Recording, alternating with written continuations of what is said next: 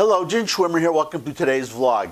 Some short items and then on to the main subject. First item is to welcome a new subscriber, David. Welcome, David. Welcome to the family. I hope you'll bring along a bunch more subscribers with you when you tell them by word of mouth. Well, that's what word of mouth is, right? Using your mouth, telling other people about how wonderful this vlog is.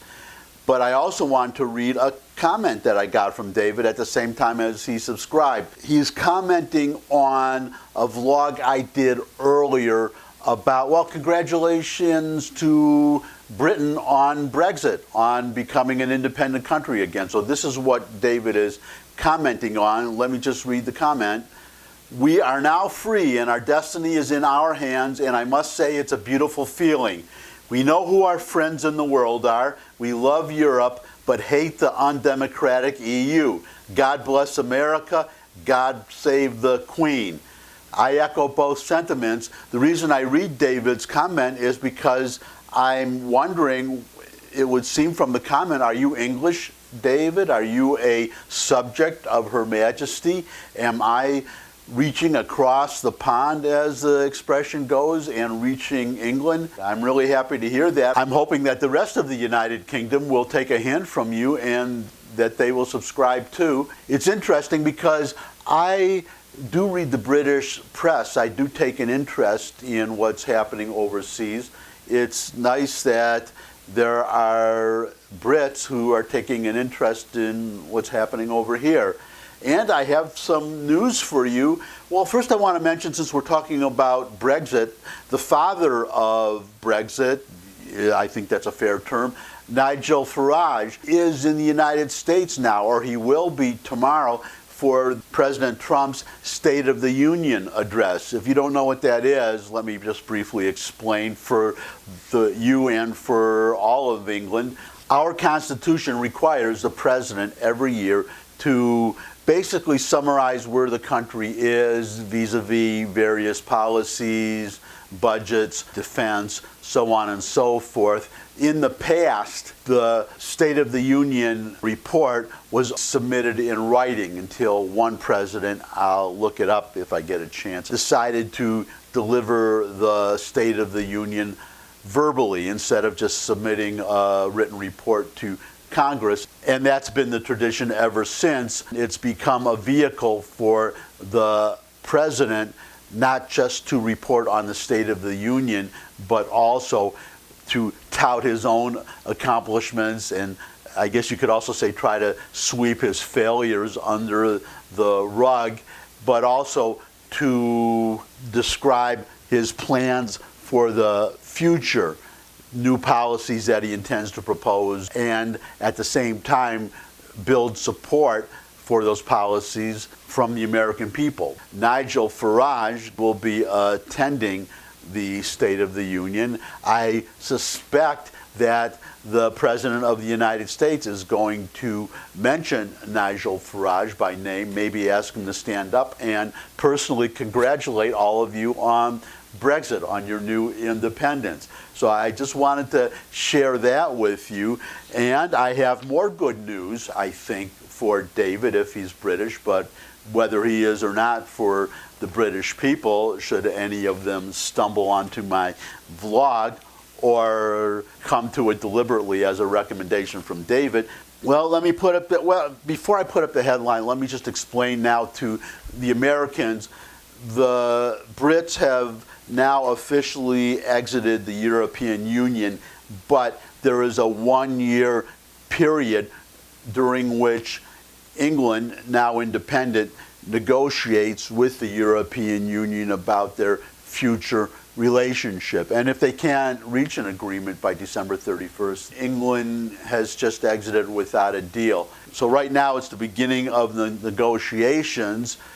There's a question of how flexible England is going to be. Well, both parties. Those of you who are Her Majesty's subjects and hoping for a strong independent Britain, this is good news for you. Now I can put up the headline.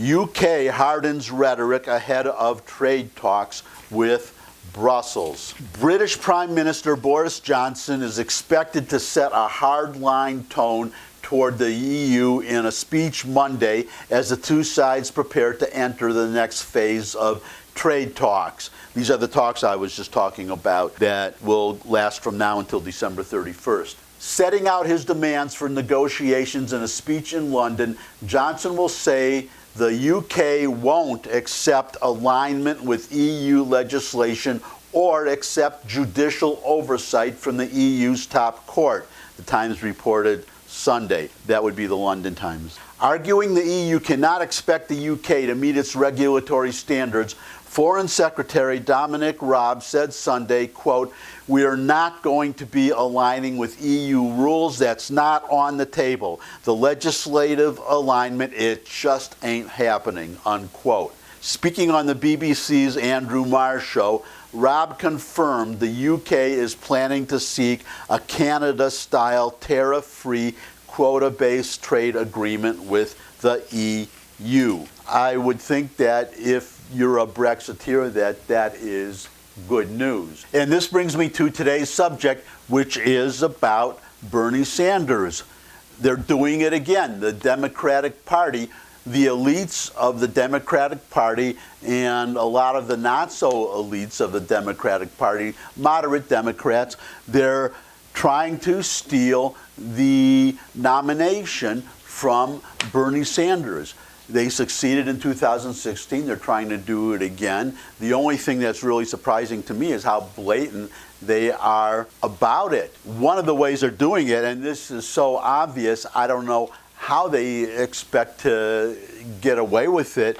It's going to be, well, let me give you the headline first. Continetti is Matt Continetti. He is the editor of the Washington Free Beacon. It's a conservative news site. It's one of my go-to websites, by the way, www.freebeacon.com, in case you want to read it too.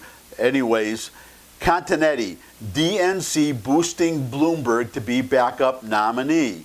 Washington Free Beacon founding editor Matthew Continetti on Friday said that the Democratic National Committee, DNC, is opening the door for Michael Bloomberg if other establishment candidates fail to defeat Senator Bernie Sanders in early primary states. On Friday, the DNC eased requirements to qualify for future debates despite a crowded primary field. Continetti said the gambit shows that the party is looking to the billionaire as Plan B if former Vice President Joe Biden continues to struggle. Quote, "If Bernie wins Iowa, he's already very well positioned in New Hampshire. That will set the Democratic Party on fire," unquote, Continetti said during Fox News' special report. Quote, "And that's why I think you've had this rule change to allow Mike Bloomberg into the debates. This is their insurance policy if the Biden campaign collapses," unquote. This is so blatant that nobody is missing this among the other candidates. In fact, here is a tweet from Elizabeth Warren. Quote, "The DNC didn't change the rules to ensure good, diverse candidates could remain on the debate stage. They shouldn't change the rules to let a billionaire on. Billionaires shouldn't be allowed to play by different rules on the debate stage, in our democracy, or in our government," unquote. Talking about New Hampshire just for a second. Well, let's talk about Iowa for a minute. There was a poll that was about to come out. It was suppressed. The ostensible reason was that Pete Buttigieg supporter was polled and complained that he wasn't asked about Pete Buttigieg. Buttigieg was not among the choices that he was asked about. That's the ostensible reason, but there are some people saying that the Des Moines Register, which commissioned the poll, the Des Moines Register deliberately suppressed the poll because it was showing Bernie Sanders surging. Whether that is true or not, a poll has come out since then and showed that Sanders is indeed surging. It looks like he is doing very well in Iowa, which brings me now back to doing very well, as Continetti says, doing very well or poised to do very well in New Hampshire. A poll just came out for New Hampshire showing Bernie Sanders 7 points ahead. Obviously, a lot of Democrats are in full panic mode, condition red, DEFCON 1. Obviously, a lot of Democrats are working overtime to stop Bernie Sanders. Obviously, putting the first and the second together, they are panicking so much that they are not really taking any trouble to hide what they are doing. It is so obvious that, well, watch these two videos from opposite sides of the aisle. You look at Bernie. They're sort of rigging the election against him again. I see what's going on. They're rigging it against him. They are removing the rule to be on the debate stage where it says you have to have so many people donating to you. Otherwise, instead of 27 people on the stage, there'd be 227 people on the stage. So you had to have a certain number of Americans that would give you a buck. That's all the rule said. But they would to show that there's support. And that's how they determined who would be on that debate stage. Today, they removed that rule because Mike Bloomberg, the billionaire, the Republican mayor of New York City, they removed it so that he could be in the next debate. He doesn't have to show he has any support amongst the American people. He can just buy his way onto the debate stage. And I got to tell you what's so disgusting about this. I watched the debate in Iowa here 2 weeks ago. The all-white debate. And the fact that the DNC will not allow Cory Booker on that stage, will not allow Julian Castro on that stage, but they're going to allow Mike Bloomberg on the stage because he's got $1 billion.